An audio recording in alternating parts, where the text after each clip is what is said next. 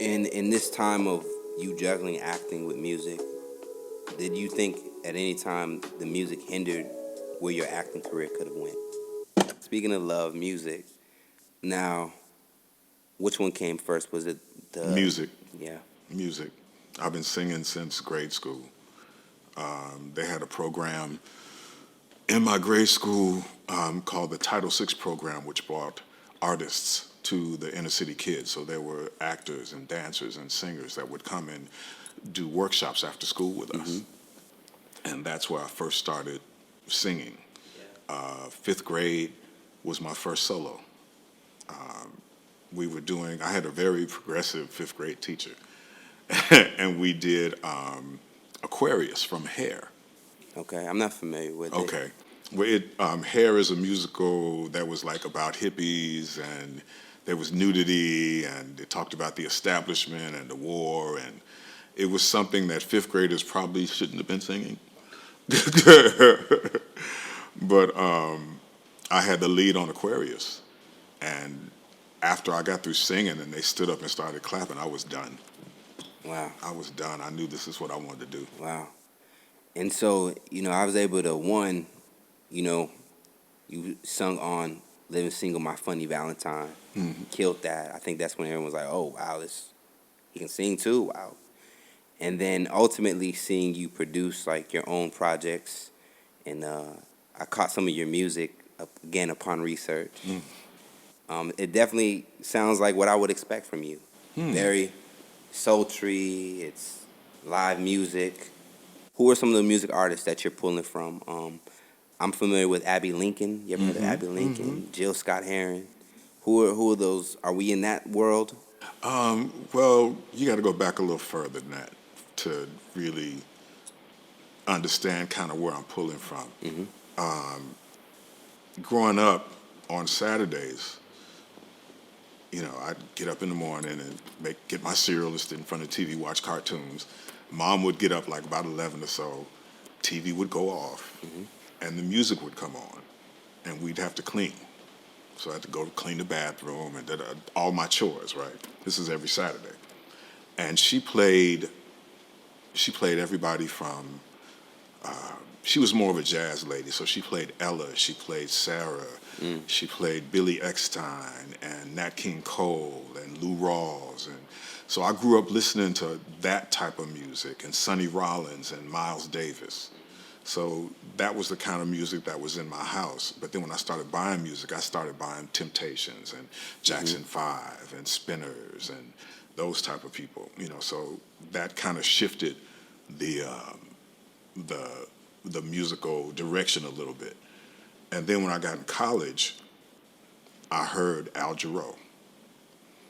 And Al Jarreau showed me there was a different way to sing. Mm. He was not riffing and running, and he was more of an instrument. So growing up, going to church, I realized I wasn't a riffer and a runner. I couldn't, not couldn't, I just didn't do all of that. But Al showed me that I could use my voice in different ways. Bobby McFerrin showed me I could use my voice in different ways. Mm-hmm. And you could make sounds. You could make sounds, and you could sound like a horn. You could sound like a guitar. You could sound like a drum. And it just opened up a different world for me Mm-hmm. as far as my voice. And when I was in college, I sang a lot of Al Jarreau, and people used to say, "Oh, you sound just like Al Jarreau." Mm-hmm. And I realized, well, no, I don't want to sound like him. So I stopped doing this stuff. Yeah. In this time of you juggling acting with music, did you think at any time the music hindered where your acting career could have went? No, I think it's the other way around. I think the acting hindered where my music could have went because people look at me as an actor who wants to sing. And when you look at this industry, Mm. singers who want to act, the door opens really wide for them. They let them in, whether they can act or not.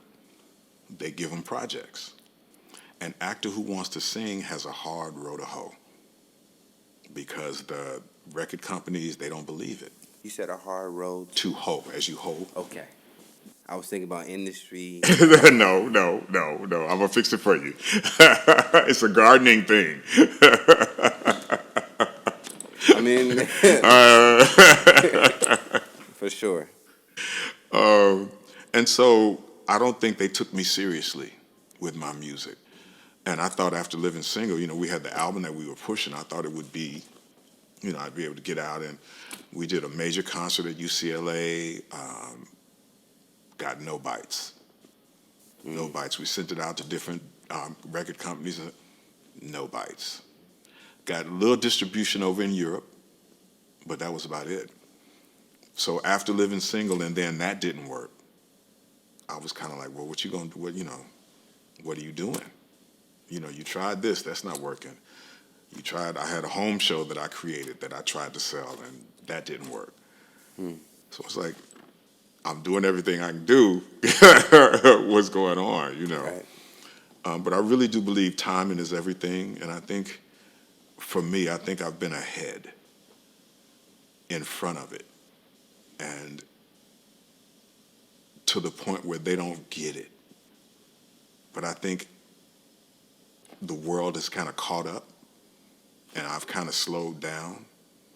So I think we're kind of in the same place right now. So I think people are really starting to see the artist that I am, that I'm working to be, and see that I have been consistent in who I've been. I don't really want to try to be nobody else. I like who I am.